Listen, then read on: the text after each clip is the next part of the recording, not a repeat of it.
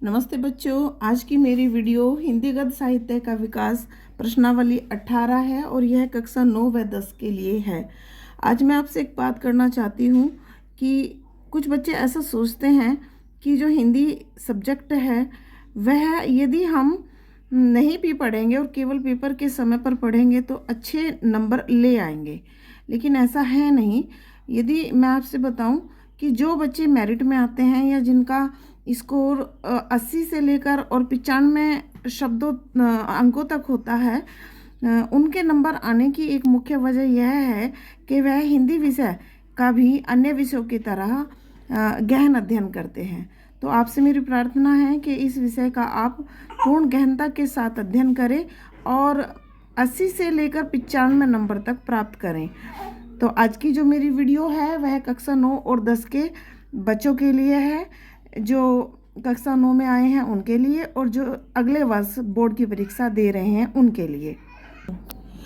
बच्चों, आज जो हमारा पहला क्वेश्चन है वह है, इनमें से मुंशी प्रेमचंद किन दो पत्रिकाओं के संपादक रहे? तो हमारा जो आंसर होगा वो बी होगा, मर्यादा और हंस। के आंसर फिल कर देंगे, मर्यादा व हंस। हंस के विषय में मैंने कल की भी वीडियो में बात की थी, और यदि मैं मर्यादा के विषय में बात करूं तो इसका जो प्रकाशन वर्ष है वह 1909 है। प्रकाशन वर्ष 1909 ईस्वी। प्रेमचंद इसके संपादक कब बने? प्रेमचंद जो है 1921 में मर्यादा के संपादक बने।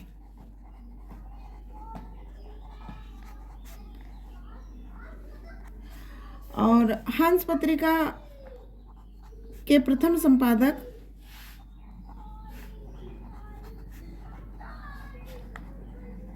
मुंशी प्रेमचंद स्वयं हैं।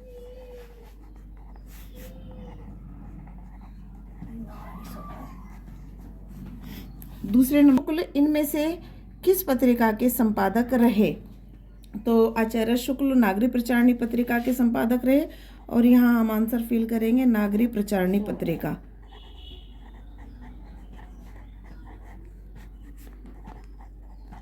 नागरी प्रचारणी पत्रिका हिंदी साहित्य जगत की बहुत महत्वपूर्ण पत्रिका है। इसका जो प्रकाशन वर्ष है हम यहाँ लिख देते हैं, प्रकाशन वर्ष 1897 ईस्वी है। इसके प्रथम संपादक कौन थे? प्रथम संपादक तो बाबू श्याम सुंदर दास।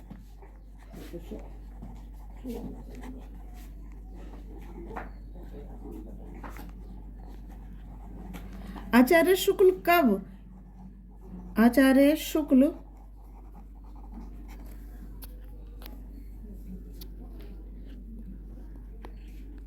आचार्य शुक्ल 1909 ईस्वी से लेकर 1909 ईस्वी से लेकर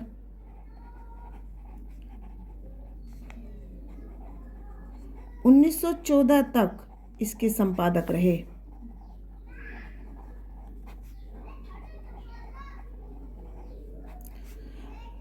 हिंदी साहित्य जगत के बड़े विद्वान लोगों ने इस पत्रिका का संपादन किया। तो हम यहाँ पर देख रहे हैं कि हमारे नागरी प्रचारणी पत्रिका से संबंधित जो क्वेश्चंस इस क्वेश्चन के अलावा बने हैं वह है कि इसका प्रकाशन वर्ष, कि नागरी प्रचारणी कब प्रकाशित होना आरंभ हुई? तो 1897 में। इसके प्रथम संपादक कौन थे? तो बाबू श्याम सुंदर दास थे। और तीसरा जो प्रश्न हमारा यहाँ बना है वह बना है आचार्य शुक्ल, इसके कब से लेकर कब तक संपादक रहे? तो आचार्य शुक्ल 1909 से लेकर 1914 तक संपादक रहे। यानी कि नागरी प्रचारणी पत्रिका से संबंधित लगभग सारे महत्वपूर्ण तथ्य अब आपके सामने हैं। प्रश्न नंबर 4 पर हम आ रहे हैं। स्मृति की रेखाएं किसका संस्मरण है? तो महादेवी वर्मा इसका उत्तर होगा, महादेवी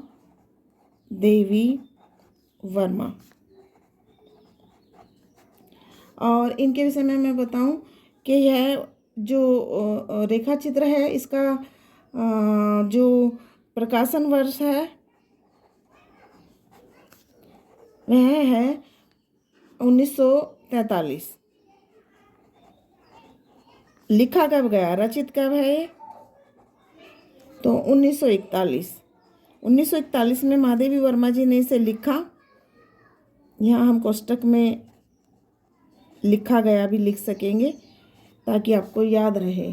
और इसमें कुल रेखा चित्र कितने हैं? कुल रेखा चित्र है 7। और इनमें से 5 जो रेखा चित्र हैं वह दलित वर्ग पर हैं। 5 रेखा चित्र दलित वर्ग पर हैं।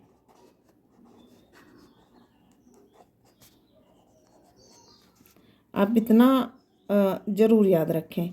तो हमारे 4 क्वेश्चन और बन गए हैं कि स्मृति की रेखाएं प्रथम बार कब प्रकाशित हुआ? तो 1943 ईस्वी में।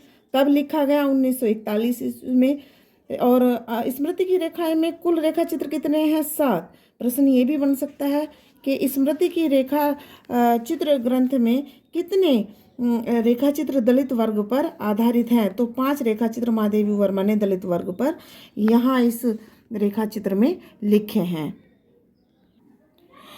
चौथा क्वेश्चन है, मेरा जीवन प्रवाह इनमें से किसकी आत्मकथा है? तो मेरा जीवन प्रवाह वियोगी हरि जी की आत्मकथा है। और आंसर फिल कर देंगे वियोगी हरि।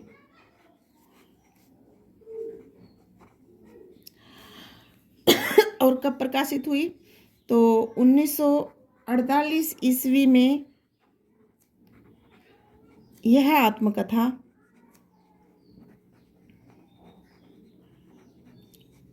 प्रकाशित हुई। मैंने कल की वीडियो में आपको जीवनी और आत्मकथा में अंतर बताया था कि आत्मकथा लेखक अपने जीवन पर स्वयं लिखता है और जीवनी कोई किसी लेखक के जीवन पर कोई अन्य लेखक लिखता है। इस बात को याद रखना। आत्मकथा लेखक स्वयं लिखता है और जीवनी उसके जीवन पर कोई दूसरा लेखक लिखता है। 5वां प्रश्न है, अशोक के फूल किस निबंधकार का ललित निबंध है? निबंध और ललित निबंध, यहाँ एक शब्द आया है। तो आचार्य हजारी प्रसाद द्विवेदी का निबंध है। और उत्तर लिख देंगे आचार्य हजारी प्रसाद द्विवेदी। इस निबंध के विषय में यदि हम बात करें तो यह सन 1948 ईस्वी में प्रकाशित हुआ। 1948 ईस्वी में प्रकाशित हुआ।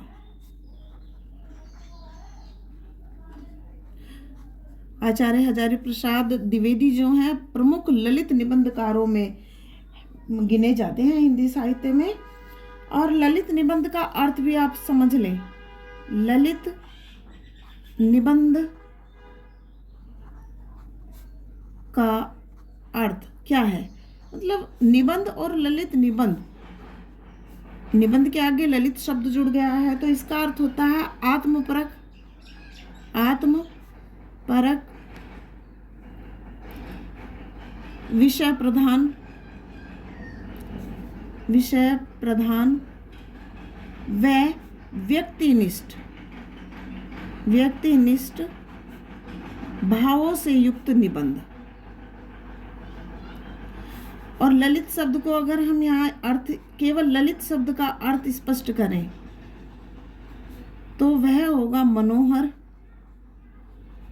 सुंदर व कोमल।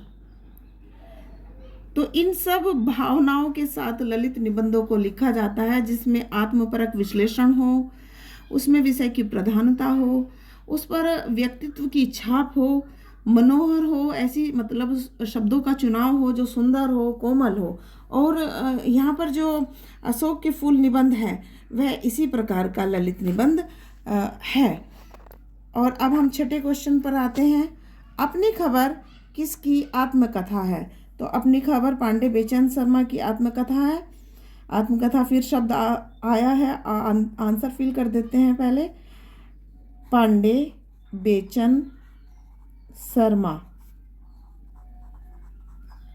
और उपनाम है उग्र जी, उग्र बड़े गुस्सैल स्वभाव के, बहुत तीखा लिखने वाले हिंदी साहित्य जगत के लेखक। तो यदि हम फिर से आत्मकथा के विषय में बात करें तो यहाँ पर उग्र जी ने अपने विषय में इस आत्मकथा में बताया है अपनी खबर में, और यह 1960 ईस्वी में प्रकाशित हुई आत्मकथा। 2 क्वेश्चन बन गए हैं। प्रश्न नंबर 7 पर आ रहे हैं। अतीत के चलचित्र, पथ के साथी, मेरा परिवार किसके रेखा चित्र है? यहाँ पर मैंने रचनाओं को लिया है और तीनों रचनाएं किसी एक की हैं। तो कौन है? महादेवी वर्मा जी हैं। और आंसर फिल कर देंगे महादेवी वर्मा। तीनों के विषय में लंबी जानकारी है और बहुत शॉर्ट में मैं बता देती हूँ। जैसे अतीत के चलचित्र है, जो हमारी पहली रचना है, उसके विषय में यदि मैं बताऊँ तो 1941 में प्रकाशित है।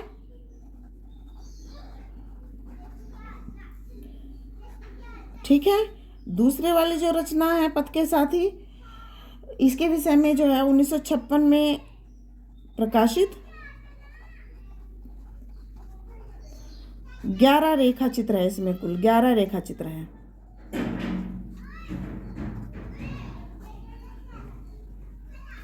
और मेरा परिवार जो तीसरे वाला हमारा प्रश्न है, वो है 1972 ईस्वी में प्रकाशित है और कुल 7 रेखा चित्र इस पुस्तक में हैं।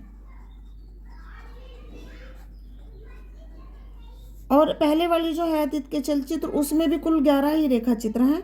तो हमारे जो यहाँ पर प्रश्न बने हैं इस प्रश्न से संबंधित, वह 3-4 क्वेश्चन बन गए हैं। ऐसे भी आ सकता है कि अतीत के चलचित्र कब प्रकाशित हुई, तो 1941 में प्रकाशित हुई। या पथ के साथी में कितने रेखा चित्र हैं, तो 11 रेखा चित्र हैं। या मेरा परिवार में कितने रेखा चित्र हैं, तो 7 रेखा चित्र हैं। इस तरीके से हमारे 2-2 क्वेश्चन प्रत्येक पुस्तक पर यहाँ पर बने हैं। 8वें क्वेश्चन की तरफ आ रहे हैं और वह है रानी केतकी की कहानी के रचनाकार इनमें से कौन है? तो मुंशी इंसा अल्लाह खान इस कहानी के लेखक हैं। मुंशी इंसा अल्लाह खान। सबसे ज़रूरी चीज़ ये है कि ये कब लिखी गई, तो 1803 के आसपास, 1803 ईस्वी के आसपास रचित है।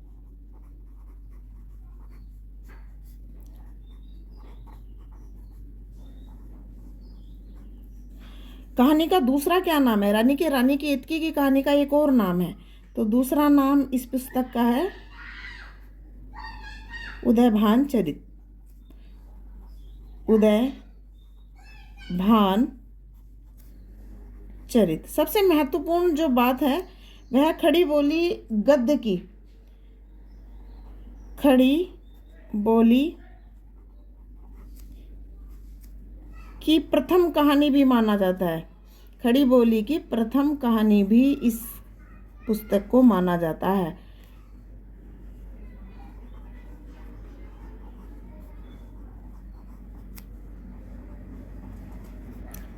मेरा ये प्रयास है कि मैं आपको हर प्रश्न से जुड़ी हुई महत्वपूर्ण जानकारियाँ साझा करूं। 9वें प्रश्न पर हम आ रहे हैं और वह बनेगा, इनमें से कौन सा निबंध राम वृक्ष बेनीपुरी जी का है? तो गेहूं और गुलाब। बहुत महत्वपूर्ण निबंध है, बहुत बार प्रश्न पूछा जाता है, केवल बोर्ड परीक्षाओं में ही नहीं, अन्य प्रतियोगी परीक्षाओं में भी रामवृक्ष बेनीपुरी जी की इस पुस्तक का नाम पूछा जाता है कि ये किसकी रचना है, गेहूं और गुलाब। तो यह निबंध जो है, निबंध है ये भी आप ऐड कर लें।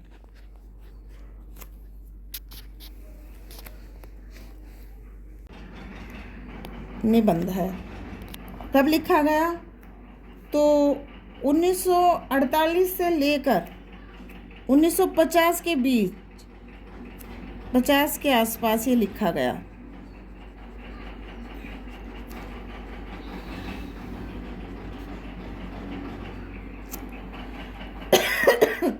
इसमें 25 शब्द चित्र या लेख हैं, 25 लेख हैं। अंतिम प्रश्न पर आ रहे हैं, प्रेम सागर के रचनाकार इनमें से कौन है? तो लल्लू लाल जी। यहाँ पर उत्तर कर देंगे लल्लू लाल। बहुत विस्तृत जानकारी इसके विषय में देनी थी प्रश्न के, तो कुछ तो लिखूंगी और कुछ बताऊंगी। तो 1803 ईस्वी में लिखी गई है ये पुस्तक, में रचित है। रचित का मतलब होता है लिखा जाना या लिखना। और अब अगर मैं कहूँ कि मैं इसके विषय में आपको ये बताना चाहती हूँ कि हिंदी गद्य के प्रमुख 4 जो स्तंभ ग्रंथ हम मानते हैं, उनमें इंसाल्लाह खान, सदल मिश्र, पंडित सदासुख लाल और लल्लू लाल जी महत्वपूर्ण हैं। और ये चारों फोर्ट विलियम कॉलेज में, चारों नहीं, सदल मिश्र और Lallu Lal ji fort William college में प्रोफेसर थे, प्रवक्ता थे। और इस पुस्तक की भी रचना जो हुई है यहाँ, प्रेम सागर की रचना भी फोर्ट विलियम के कॉलेज के जो प्रिंसिपल थे जॉन गिलक्रास्ट जी, उनके कहने पर लल्लू लाल जी ने की थी। तो अगर हम कहें फोर्ट विलियम कॉलेज के सिलेबस में हिंदी की पुस्तक कौन सी थी, तो प्रेम सागर थी, और उसी के लिए लल्लू लाल जी ने इसको रचा था। मेरा ये प्रयास है कि आपको मैं बेहतर से बेहतर जानकारी हिंदी के स्तर पर दूं, ताकि आप बहुत अच्छे तरीके से अपने हिंदी विषय की तैयारी कर सकें। यदि आपको मेरी वीडियो, मैंने एक अच्छा प्रयास किया है, आप भी मेहनत करें, मैं भी आपके साथ मेहनत कर रही हूँ। यदि आपको मेरी वीडियो पसंद आई हो तो इसे सब्सक्राइब करें चैनल को, और वीडियो को लाइक करें, शेयर ज़रूर करें। और यदि आप मुझसे किसी और कंटेंट पर पढ़ना चाहते हैं इस सब के अलावा भी, तो वो मुझे ज़रूर कमेंट्स में लिख कर भेजें। मेरी वीडियो देखने के लिए धन्यवाद।